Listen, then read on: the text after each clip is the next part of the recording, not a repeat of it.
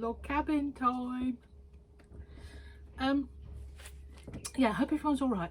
It's a bit hot and sticky down here today. Very warm already. It's only what, 10:30, 11, something like that, and it's really, really warm already. So excuse the stickiness. Right, okay, so log cabin, a very traditional block. Okay, and I thought really for our first block within whatever it's going to be for this next Witter quilt, ought to be the traditional one really, shouldn't it?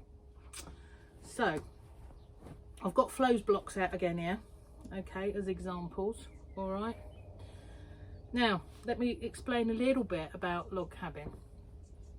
Traditionally, doesn't matter what colour your quilt, you land up with a little red square in the centre. All right, so the red square denotes the hearth of the home. All right, so it's very traditional, warm, healthy, lovely feeling. Okay, some places in the world, because you get a light and a dark side, this is a fabulous example for you. They class the dark side as the forest. You've got the home in the centre, and then on the other half you've there got the cultivated land. All right, now my thought is this is probably Americanized version. I'm not sure, and I wouldn't like to say where this actually came from originally, because everybody claims it. Patchwork probably must have come, I would have thought, or variations of it, from Europe in the first place, us being part of Europe at that point, going over to the Americas. So I don't know.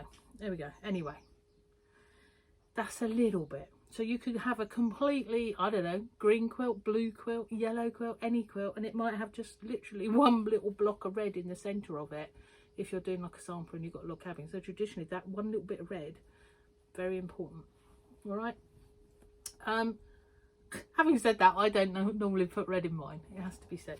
So we would generally use 4 fabrics. Okay, so 2 dark and 2 light. Okay, so 2 dark, 2 light, so that you get this build up of design. So if you could have another one here, so she's stretching back, yeah, and you get all sorts of lovely designs from multiple blocks. Now in my mind, I'm thinking we'll do as many different variations as we can, or weirdness that I can think of. If it's not, you know, they've probably all been done before, but we'll put them all together. But I'm probably going to aim for in the centre 4 the same, so that you get a nice repeat of, and then odd stuff all the way around the outside, like we did for the 5 patch blocks. I think that might be good. But I'm not going to suggest we do our centre 4 until we've done quite a few and you decide what you like or not. All right. So that's sort of my plan, ish, and I think I'm probably going to do 16 block again, so we get a 4 in the middle, and I've got a bit of a square one going on again. I quite like square quilts. They sit on tops of beds and things, or settees or whatever. So that's what I'm going to aim at. Now, as I say, I have absolutely no idea what they're going to be. We'll worry about that at a later date. Okay, so there we are. So 2 dark and 2 light. So you want 4 fabrics for this. Okay, this one was actually done, I think that's an 1.5 inch wide strips. We're going to do 1 inch strips. Okay, so 1 inch bits all the way around. Here's my beginner's one that I teach with. Now this one, you can see it's got a dark side and a light side, and all I did with this was to use up scraps, and I am suggesting that we do this as a scrap and stash quilt, although today I've picked up your actual proper just 4 fabrics for doing mine. But what I've done here is everything darker, everything lighter, so that you get that design coming on. Now that done up as a complete big quilt looks fabulous. So even if you don't want to go any further and you've got loads of scraps, just put them into darks and lights, and away you go, join them all up. All right, so that's 1 inch wide one, that one. So how do we do this, or how do I do this? Because there's several ways of working your log cabin, it has to be said. All right, so I have a pattern coming on for you, and what I will do is write some sizes on that. I'll do that in a minute, and I'll put the photo up on Patchwork Witterings like I normally do. All right, so I've got my centre block. It's cow. I like cows, and I happen to have some very lovely cow fabric. Look, loads of cows. I've got it on the bolt if anybody feels the need. I should be using the cat, really, shouldn't I? That new cat fabric, the black fabric that came in yesterday or the day before. But he's too big. And I'd have to cut him all off and he'd just have little eyes and nose and it might look a bit strange. So I decided we better not do that one. So we're going cows. So cows in the centre. And it stands a chance that I shall put cows somewhere in the centre of all of my blocks. So that is probably what is going to tie all of my blocks together for my quilt. All right. And then I will be just using all sorts of everything for the rest of it. I think it could change. It's always subject to change with me. So I have got 4 fabrics. Okay. So I've got 2 that I'm going to class as lighter. So I've got a cream and that's like a soft pinky colour. These are both Macawa linen textures. Gorgeous stuff. But it goes with his little pink nose and his little creamy spot on his head. So that's that one. And then the darker side, because I am doing scrap and stash within reason, I've picked up whatever I happen to have going on. I don't know if you can see that. So we've got a blue pattern and a plain blue. And that again is linen texture because this is all stuff that I've been using recently. So there we are. So how I do things is I cut 1 inch strip, any length. Okay, this is if you're doing it by machine. All right. And then I decide from my pattern. So we go 1, 2, 3, 4, 5, 6, 7. We're going round and round in circles. All right. So 1 and 2 will be my dark fabrics. 3 and 4 will be my lighter fabrics. Okay. So that's how they're going to set 1, 2, 3, 4. And then as you come round to the second round, where you've got 1 and 2, you place 2 and 1 so that they alternate. And then you come around here and where you had 3 and 4, you become 4 and 3. Okay, so just the colours of your fabrics, they alternate. Each round they alternate and build up. Now I can probably show you that better with Flo's dark one here. Look, so we've got 1, 2, and then it comes back the other way. All right, it will be on the how to. Don't worry, always work in the same direction. Okay, so how I do things, because when I first learnt this many years ago, I had hundreds and thousands of templates, all the different sizes, and I had to draw around them all, and I had to put them all together, and do you know what, I didn't realise, and I cut the whole lot all out, and I got in such a pickle. And I swore to myself, I ain't never doing log cabin again. That is an absolute pain in the bum. When I did City and Guilds, because bearing in mind, I only learnt to patchwork. I went to classes from sort of, I don't know, January, February for a few weeks. I went off and did my mum's Dresden plate. And then I didn't really do an awful lot other than Dresden plate until I went and did my City and Guilds at college in September. So, you know, it's nothing like let's go head first into anything. It's typical of me, really, I suppose.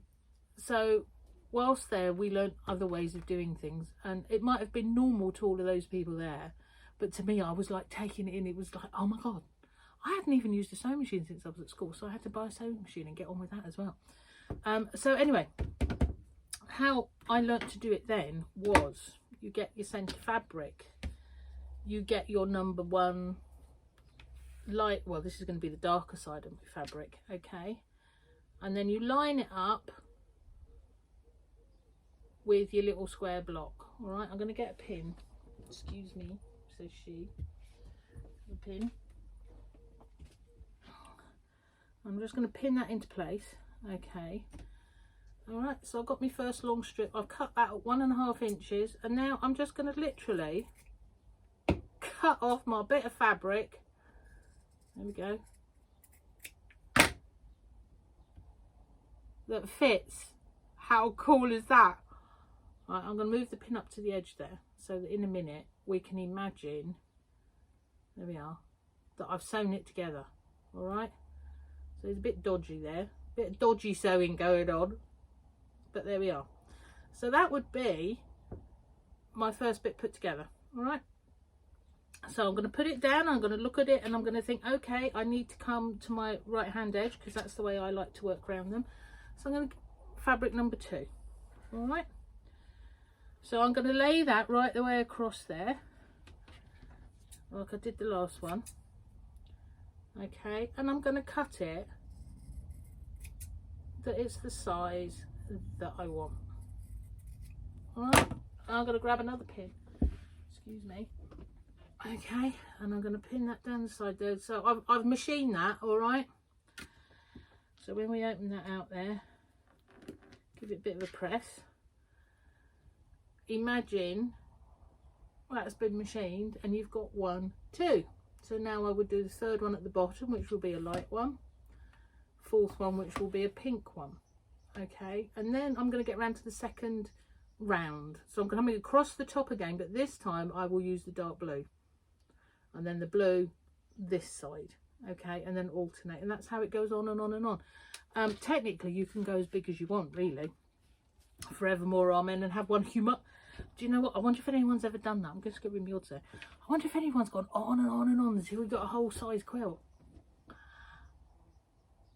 That would be interesting, wouldn't it? Maybe the middle block ought to be, instead of 4 blocks, one whopping great big, I was going to swear then, one whopping great big square in the middle. Could be an idea. Don't know yet. Alright, so that's basically how I do log cabin. I cut the strips as I need them, so just cut off your bolt. Because the pink came off the bolt, but the rest of them are all my odds. Alright, so I've just cut a long strip at 1.5 inches, and then I just slice it off as I'm joining them and putting them through the machine. Accuracy is really, really important, because it's very, very easy with this one to get a little bit, oh, I'm just going to snip that there, you know, that will do. Right. If you get this one odd anywhere along the way, it shows. Okay, so you seriously need to be nice and tight and getting things straight and lined up, accurate. All right, start off as you mean to go on, otherwise you're going to get disappointed. Okay, it's not difficult, it's no worse than anything we've done so far.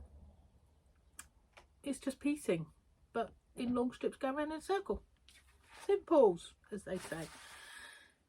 So there we go, plain log cabin, block number 1 of Witter Quilt number 5. Log cabin Witter Quilt. There we are, all good. Right, okay, so what else has been going on? I've got my selfie stick. I'm looking at you on a selfie stick. It's very strange. It is.